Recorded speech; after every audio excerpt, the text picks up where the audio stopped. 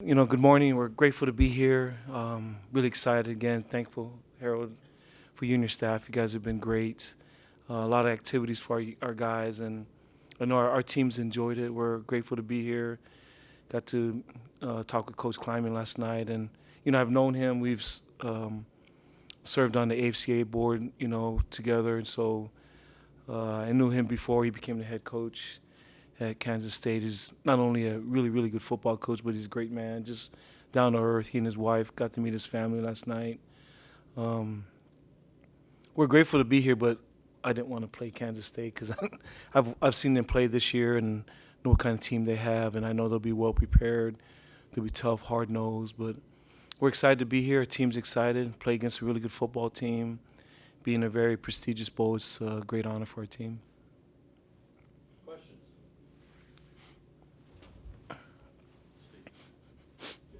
How were y'all able to turn things around the way y'all have? What would it be to kind of go on 10 losses, 10 wins, and what were your expectations going into this season? Have they surprised you at all how they played? Well, I think one thing, it's not like we're a team, we had a bad year last year, but we've won a lot of games. So it wasn't like we're a team that's, a perennial loser. We've been to a ton of bowl games. We've won a lot of games here. But we were off last year, and I just, some of the things that I knew we were off on were just things that we could fix, some things that we had to fix in the locker room, some things we had to, some tough decisions had to make on our staff, which is really hard. I've been, at the Naval Academy 22 years. Some of the guys I've worked with for decades, so their families. Those are hard decisions. Those are the realities, of this profession. But last year this time, I think I was in San Diego going to my son's bowl game. They played Northwestern. He plays at Utah. And as much as I love my son, I didn't like being at his bowl game. I'd rather be at our own. So a lot of reflection on what we need to do started with me. Biggest thing we did was just made a commitment to Malcolm. As I reflected back, the first thing I did just looked at what I could do better, and I shouldn't have benched him. I shouldn't have moved him, to another position. We jumped the gun, panicked a little bit after the Air Force game, but just looking back at it, just did we do all we could to give him a chance? And I don't think we did. I don't think we did a good job. So that was on me as a coach to kind of look at what we were doing schematically, because I knew this guy was special. His first game he ever started, he rushed for 275 yards. I mean, there are thousands of players that play this game don't rush for 100 yards. He rushed for 275 yards his first game, and so if I was a little bit smarter, that would have been something to realize. Don't move this guy. But once we did that, we made some changes. Our senior leadership was truly committed not to let that ever happen again, and they've been true to the word. It's been the players, it's been our new coaches coming that have gotten us to this point. Coach, a lot of people think this will be a low possession game just based off the fact that both teams rank highly in time of possession. Do you agree with that assessment? No doubt. I mean, they're just, to me, it could be similar to the Army game. They possess the ball. They, really good at what they do. Coach Kleiman knows how to win games. They're sound. They run the football. Obviously, they can throw it too. They're pretty multiple in what they do. Really good on special teams. Really good on defense. So you got to make sure. Sometimes you play games with high possession teams. They're in the Big 12, so they play a lot of teams that are up try to go up tempo. But we're going to possess the ball like them. And when you play games like that, you got to be really selective in your play calling. Sometimes when you play up-tempo teams that you get a ton of possessions, you can kind of probe a little bit and kind of test the waters and see different things. But coming to these games, you got to be super detailed in what you're doing. Your game planning has got to be on point, and you got to know how you're going to attack people real quickly. We don't know exactly what they're going to do on defense from offensive standpoint. We've looked at some of the history of coach going against option teams, but people got 15 practices they can change up. But we got to see what they're doing really quickly and try to adjust because it's going to be a short game. And turnovers can't happen, right? I mean, that's always our mantra. Just got to take care of the football. We can't give up any big plays in special teams, and that's going to be hard against them because they're super explosive. And so that's always the key. Maximize your possessions, take care of the football, don't give up any big plays, and if anything make them earn it. Coach, you talked about adjusting it, maybe throwing the football a little bit more this year than it has in the past. Talk about how that has really entered into your game plan this year and how you think that'll go against a good defense. Well, we knew that we're obviously an option team. We run the football, and so we know people would crowd the line of scrimmage. And normally in option teams, we'll try to do different things by formation or try to block different people or block back on certain people. But eventually, you run out of hats. Eventually, you run out of people, and so when they're all up on the line of scrimmage, you got to back people up. So our philosophy is really simple. If you're up on the line of scrimmage, you're going to throw it over your head. And we know with Malcolm, people are normally close to the line of scrimmage because they're trying to stop him. So we knew we had to implement some different pass schemes and some different things to keep people honest. We've utilized different formations to try to spread people out a little bit more. Before we'd have a lot more condensed, packed in formations, which we still have in our arsenal. But we've tried to spread people out horizontally and vertically with the pass game to try to open up lanes for Malcolm. It's all been predicated on Malcolm. We were just trying to do what can we do to maximize his skill set, and first of all, try to spread people out, and second of all, try to stretch the field horizontally if people are or vertically, if people are coming up. John. We can see what Malcolm does on the field, but what is he like in the locker room, in the coach's office, in the meeting room? What's his character like, his personality? We're at a school of leadership, and I think there's a lot of different forms of leadership. And I think the thing about his leadership style, which I love, there's the servant leader, the humble leader, and Malcolm's leadership is all by example. I mean, he's a guy that comes when he comes. I'll give you an example. So we eat by class. It's just, I don't know, it's just kind of a tradition we do. It just kind of, when we have our team meals, I let the seniors eat first, and then we kind of go down, all the way down to freshmen. I don't know why we do it. It's just kind of show respect for your elders. Malcolm always goes last. He always eats last. Nobody's ever told him to do that. He just kind of does it on his own. But to me, those are signs. I guarantee you that's not, that doesn't go unnoticed by his teammates. That here's one of the best football players to ever put on a Navy uniform, but he's not in the front of the line, get out of my way. I'm the star. I'm going to eat first. One of those guys that, yells at the server, hey, the chicken is cold or whatever. He's just a humble kid. But those are the kind of things I think kind of illustrates who he is. I think there is a caption, I think, in the Army-Navy game that really illustrates him. So at the end of the game, they show some of our guys that, jumped up on the barrier, were sitting in the crowd and celebrating with other midshipmen, singing our alma mater. But he was in the back. I mean, he was in the back amongst the crowd. But that's him. Here's a guy just rushed for 300 yards, and he wasn't in the front sitting on the stage. He was on the back. So that's Malcolm, just a humble, good person raised by, wonderful people. Being a dad, you recognize that when you see kids like that they've been taught well, and he's got wonderful parents that have taught him well. So, Gene Taylor, K-State's athletic director, had talked about his relationship with you leading up to the game. Just how far does that go back, and how much of a chance have you had to reconnect with them? Well, I actually saw him last night at the basketball game. Saw him earlier on. But known Gene when he first came to the Naval Academy in '95. He was an associate athletic director or assistant, but he was there. And the thing that I remembered about Gene being here, just a good person, and it seemed like he did everything. I mean, he seemed like he was involved in so many things, but just a hard worker, good person. Anybody that knows Gene, nobody has a bad word to say about him. Just a good person, good family man. know his family.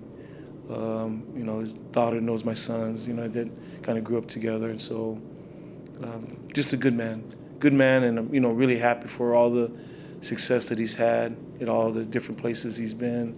But it doesn't surprise me the success he's had because I think everybody who's been around him knew that he was really, really good at what he did.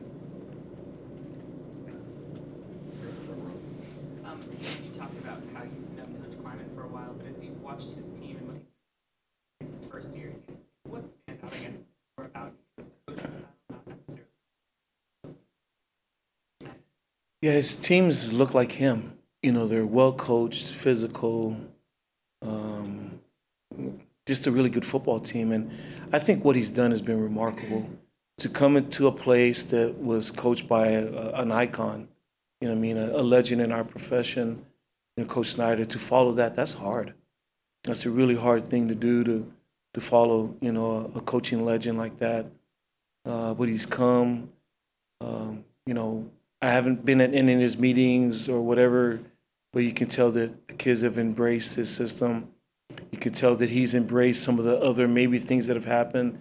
But the transition to me seems like it went really well. And like I said, I've never stepped foot on their campus. This is just me watching them from afar, watching their teams play, watching what they've done. The teams they've beaten some really good teams, obviously Oklahoma. But that to me is a great testament to what type of coach he was. Very successful coach, obviously where he's at, to come and to follow a legend like Coach Snyder and to implement his system, the way he does things. There is some give and take because some guys come and they just, knock down the walls and say, hey, this is how we're doing things. It could be a little bit abrasive. But to me, it's apparent that the transition has gone really well. So to me, Ava, that's really impressive for me because those are hard things to do. I don't think people recognize how hard that is. They just think that if you're a successful coach, you come here and you're successful. But I think there's a lot of examples of successful coaches to go to other places and you don't succeed. So it's a great testament to him. Malcolm trying to chance to set the FBS record for rushing quarterback. If he was able to get that, what would that mean for you to have that happen in the program? Have that kind of.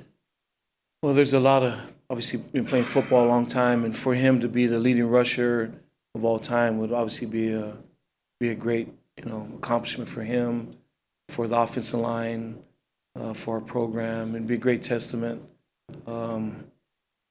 If he rushes for a lot of yards, it should bode well for us. If he doesn't rush for a lot of yards, it won't bode well for us. So, on the immediate standpoint, if he rushes for a lot of yards, it's normally good on our part.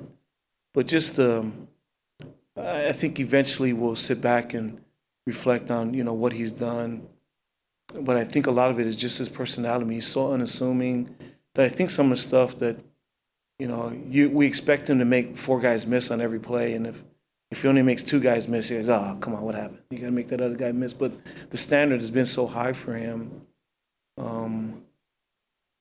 that if he, all of these accomplishments that he's doing, that you see, that our, Scott, our SID sends things out, and it's just amazing to me, all the things that he's done here. But a lot of it has been just who he is. And I thought about coming into the season that here's a guy that, has a back-to-back 1,000-yard rusher, and he was, fighting to be the legitimate starting quarterback, and he's trying to gain everybody's confidence. And I watched him in spring ball. I watched him in camp, the way he finished plays. He seemed like a rookie on an NFL team trying to make the team. He was the hardest working guy. You practice harder than, anybody on the team. And I just felt like, man, this kid is humility. There's not too many 1,000-yard rushers playing the season, much less back-to-back 1,000-yard rushers. And here he is on our team, acting like he was a walk-on or something, even though we don't have walk-ons. But he's just, his humility kind of masks, I guess, it's kind of a long answer, some of his accomplishments, because he doesn't toot his own horn or doesn't bask in that. He just wants to win, and it's super impressive about him. Coach, Coach, any thoughts on quarterback Skylar Thompson and some of the great capabilities that he brings? Really impressed with him. I think the first thing I think is just decision making. Just been impressed with the way he's handled that. But I hate to see dual guys. They're really good throwers, good runners, and they got a system that lends to it. And so I think they've done a great job of using his skill set, not just from a physical dual threat, but I think he makes great decisions. And that's the first thing I look at quarterback, just decision making, because that to me is always the preeminent factor in a really good quarterback, decision making, and he's doing a really good job with that. What's it been like to have United? What is the process? It's been awesome. It's just we're the two old guys on the staff, which is kind of crazy. We started together. We played high school ball together and went to college together. I knew him when he started to date his wife. Just all these things. We were really close, and to be back together has been really, really awesome for me because we knew we always wanted to get together. We'd go to conventions and say, hey, eventually we'd like to get back together. When we were assistants, we'd talk about, hey, if you become head coach, hire me. Make sure you hire me. If I become a head coach, I'll hire you. And our families are really close. But it's been awesome for me to see who he is. I don't want to say this coach's name because I don't want to. But when he came back, I was talking about a certain coach that's one of the gurus in college football coaching, defensive coordinators. And I was like, hey, I'd love to go visit this guy, visit this school. He's one of the best, coaches around. He goes, and like, whoever this person is. Because, I know him. He used to be one of my GAs. I forget that we're best friends, but we were gone for 20 years. We were separated. And so he'd been at Penn State, been at Baylor, Texas Tech, Tulsa, obviously Kansas State. So he's worked with some of the best football coaches that have ever coached. But I still see him as my friend that, we'd play one-on-one, pick up basketball together, and I'd get mad at him. But this guy is a really, really good football coach. But he's a great person. He's definitely a head football coach. I don't know why people haven't hired him, but he's as good a football coach, as good a person as I've ever been around with. Take away the relationship part that I have with him in my 30 years of coaching.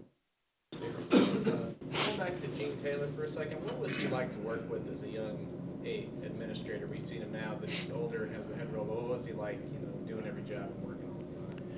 Well, the things that I remember about Gene is just he was a good person.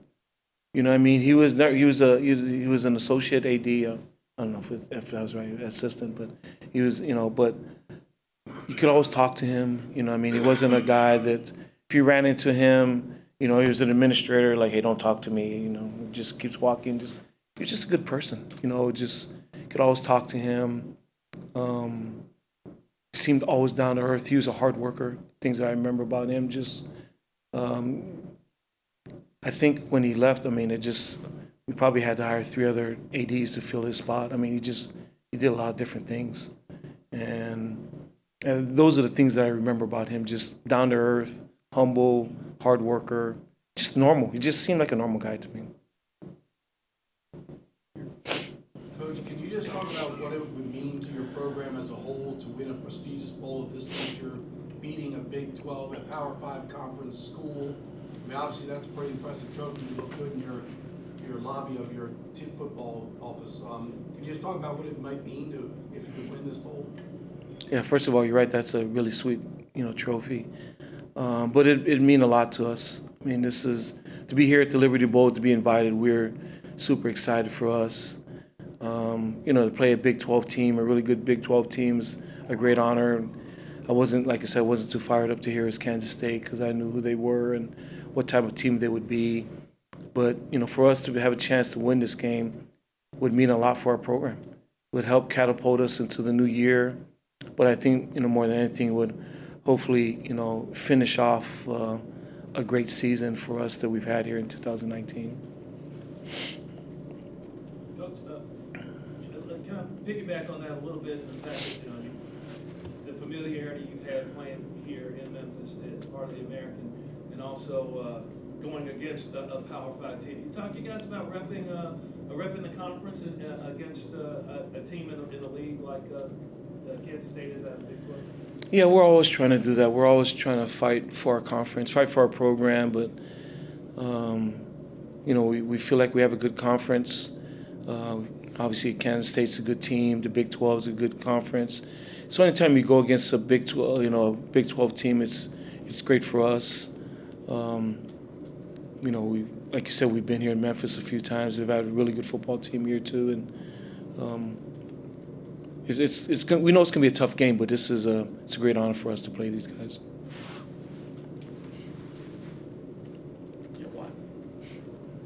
We are almost 25 minutes in the press conference. Nobody's asked me about your defense, so I will.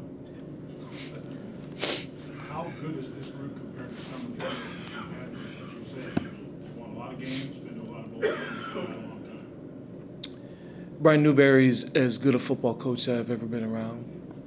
And not just coaches I've coached with, we've gone against a lot of great defense coordinators throughout my 30 years of coaching. He's as innovative and as creative as I've ever been around. And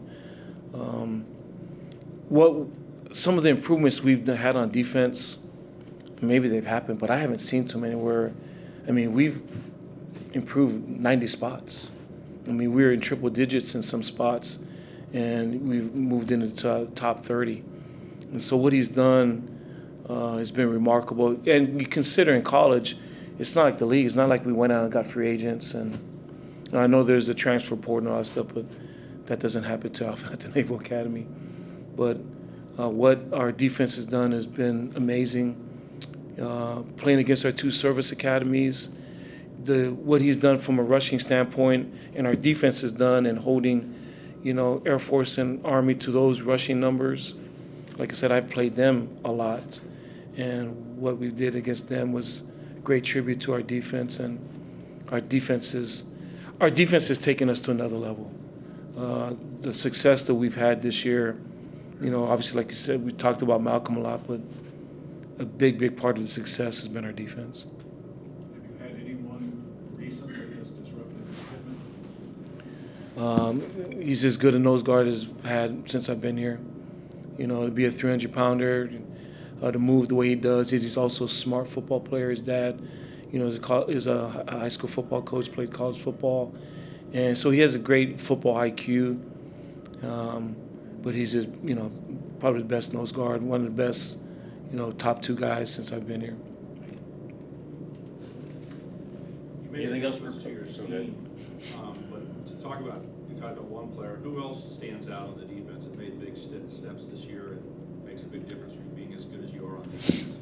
Well, I think Diego Fogo, our middle linebackers, he's one of our more highly recruited kids. We don't get too many kids that, he had over 20 offers. We thought he was going to go to Central Florida. Fortunate that he came to the Naval Academy.